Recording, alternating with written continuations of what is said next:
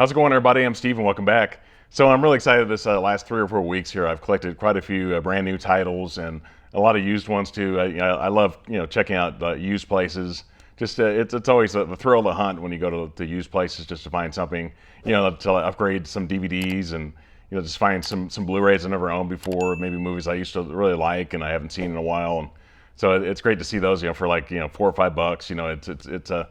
It's stuff. Usually I'm pretty careful what I pick, though. It's not like real extremely common titles. They're ones that I really want to have in my collection. But so this first one here, I'm really excited about this one because for me, this original has always been the one I've always loved in this franchise. It's from 1999, and the movie is The Matrix.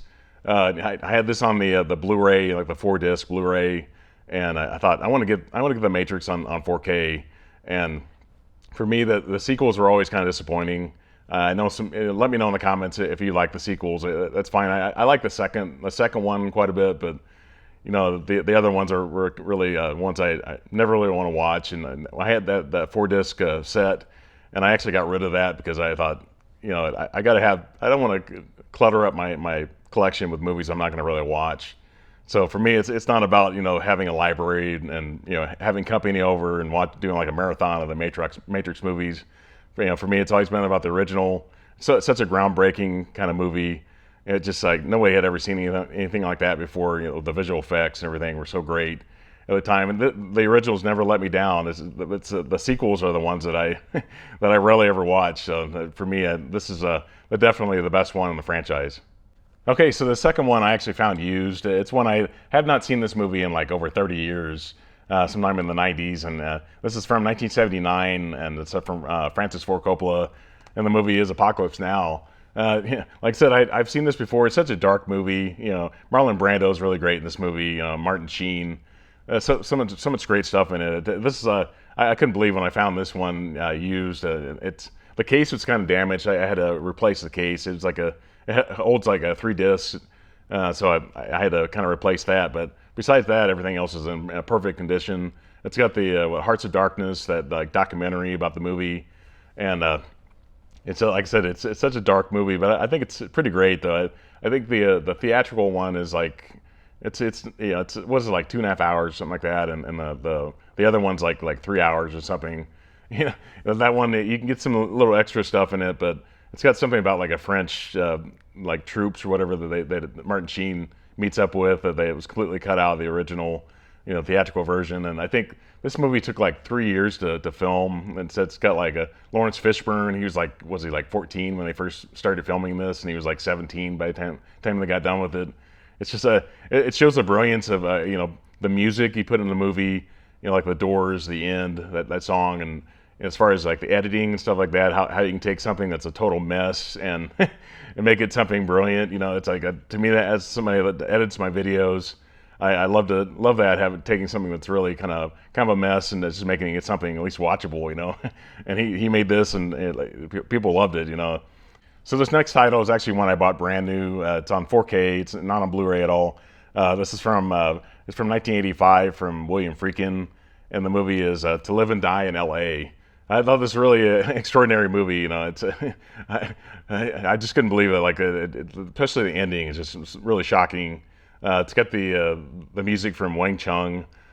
Really strange. I think some of it works in the movie, some of it doesn't. I love the Wang Chung title track. I think it's a great song, but some of their score doesn't quite work, and I don't think they do the whole score. I think they use like other bands in it too. But some of the score I didn't think worked as well as it should have. Maybe they should have used like actual score in more sections of the movie. But overall, I'm pleased with the movie.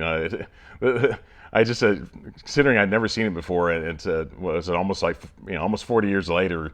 It took me 39 years to see this movie, and I thought it was pretty good. William Friedkin, obviously, the director of The Exorcist and The French Connection. He's done some movies like that. So I need to check out more of his movies. Now, sadly he's passed away, but I need to check out more of his stuff. But I was pleased with this movie though. Okay, so this next title I actually bought used. It's from Martin Scorsese. It's from 2013, and the movie is The Wolf of Wall Street. Starring DiCaprio. I thought he's really great in this movie. I think this movie is a little bit overly long. I think was it like over 2 hours, something like that.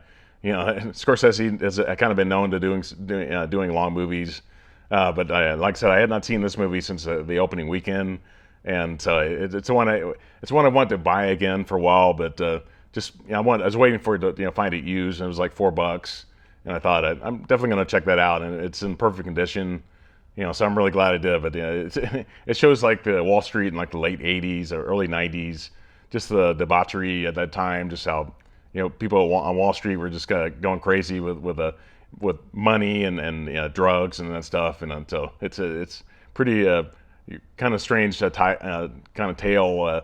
And this it's kind of based on a true story, and the guy that DiCaprio plays, I think he ended up being like a kind of a ratting on a lot of his friends and stuff like that, but just to kind of lessen his prison time, I guess. But I thought it was a outstanding movie, and I was glad to check it out again. Okay, so this next title is actually from 1996.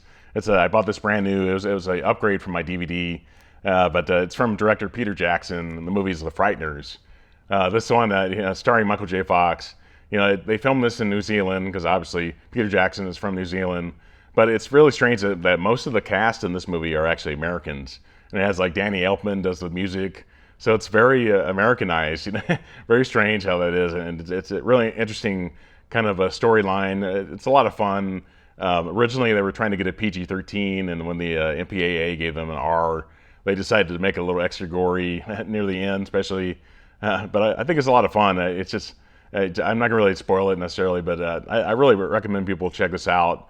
Even if you're not a fan of Peter Jackson, I think you can still enjoy this movie. And just to see Michael J. Fox before he had Parkinson's disease at that time, but it hadn't gotten bad with him yet, so he was able to do stunts in the movie and able to move normally. So it's kind of sad, but we're lucky that he's still alive. He's a Canadian actor, but people know him from Back to the Future and doing mostly American films, and so I think he's really great in this movie.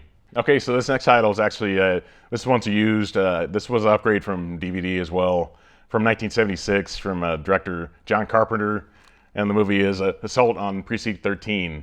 If you saw my John Carpenter ranking, you may have noticed that I had this on DVD before, and so I've been upgrading some of his movies recently, and you'll see a few more John Carpenter movies in my stack here, but this one I had just a revisit. I thought it was in great quality. It was a decent price. It was I think it was like $12, something like that. And when I looked on Amazon, it was going for like $30 some, even used. This one was used, but I thought it was in great condition. The pretty good picture quality on Blu-ray. So I'm really excited that I bought this one again and checked it out. That everything was in perfect condition. Okay, so this next title is actually brand new. It's one that was also an upgrade from DVD from John Carpenter. This is one that's actually it was like number 9 on my John Carpenter ranking. It's kind of moved up a little bit, but the movie is In the Mouth of Madness.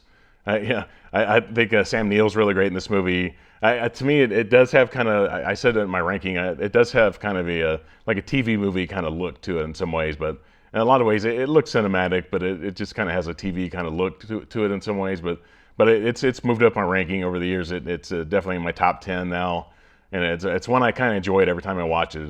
Just a little bit more. It's got a lot of gore in it. Just a lot of great stuff. I think K&B Effects may have done some of the makeup effects and monsters and stuff like that in the movie. So they were really great. And then like the 80s and 90s, that K&B, with Greg Nicotero, that whole group there were doing some great work. And they worked with John Carpenter a lot especially near the end of his directing career. So I liked what they really did in this. They made some really scary kind of monsters in the movie. Okay, so this next one I bought brand new. It's one from 1998. That it was an upgrade from DVD, and you saw my John Carpenter ranking before. I think that I had this one like 12th, I think, or 13th. But the movie is Vampires. This one, I definitely had to upgrade this from DVD. I like the way the DVD looked, but I thought I liked some of the special features on this. It had like one special feature that's on this one, and it's actually on another title that I'll be having later on. Not today, but I'll have in my collection later on. But this Indicators, like from England, and they were doing like a big sale there like last month or sometime in late April. And so I was glad to check this one out again. It's better picture quality, obviously, than the DVD was, but John Carpenter, like I'm trying to upgrade most of my movies from him, so you'll see probably some from him next month as well. Okay, so this next one I found used like last week. And it's one I used to have on DVD, and I thought if I ever find this one used on Blu-ray for a good price, I'm going to pick it up again because I've been looking for it for a while. It's from 2005, and the movie is The 40-Year-Old Virgin. This movie's wild for me. Steve Carell is actually the title character, the main character. I think this movie is definitely a product of its time. It's it's a movie that you'd never see made now. It's like it's too raunchy and too offensive. But back in the 2000s, I guess people weren't worried about offending people back then. So I think it's a lot of fun, but some of it's kind of dated in a lot of ways. There's a lot of stuff like technology and stuff like that. It's kind of dated now, but I think it's a lot of fun. I think it's just like just under 2 hours, and I think it's the only Judd Apatow movie I like now as far as ones that he's directed. It's like the only one left that I really like. Like he did like Knocked Up. I used to have that on DVD, and I can't really watch that movie now. But but to me, I thought this was a great cast. Jonah Hill's in it. He has in a couple of scenes in the movie. Kind of memorable at the eBay store, all that stuff. And to me, I think it's a lot of fun, and I'm happy to have it back in my collection. It's in perfect condition, so really happy about it. Okay, so this next one's brand new. If you saw my digital code giveaway last weekend, you'll know what this is. This movie was released earlier this year, and it's Dune Part 2. I liked Dune Part 1. That movie had a lot of exposition. A lot of people didn't like it so much because it was kind of slow and it didn't have a lot of action in it. But Part 2 definitely has a lot of action in it. So everything pays off from the first one and this one. And Timothée Chalamet, I think, was really great in this. Zendaya is pretty good in the movie. It's Austin Butler, the guy that played Elvis. He was really great in this movie. You wouldn't recognize him, but I thought everything was so great in this. Everything. The pacing's really great.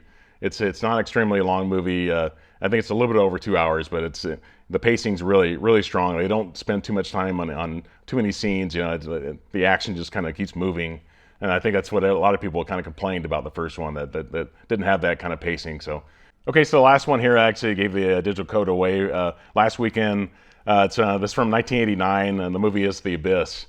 I like this movie a lot. It's James Cameron. If you saw my James Cameron ranking, which I'll include that one as well, you'll saw where this one fell. I think it was like number 5 or something like that. But I enjoy this movie a lot.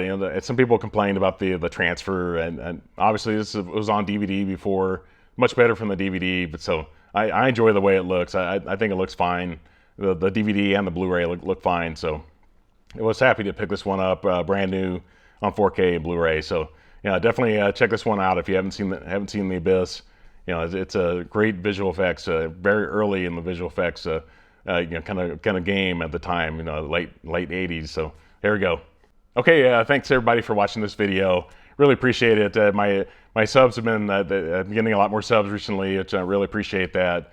I think I'm close to like 600 now, so that's really great. I really appreciate it. If you like this content, please put a thumbs up on this video. I really appreciate that.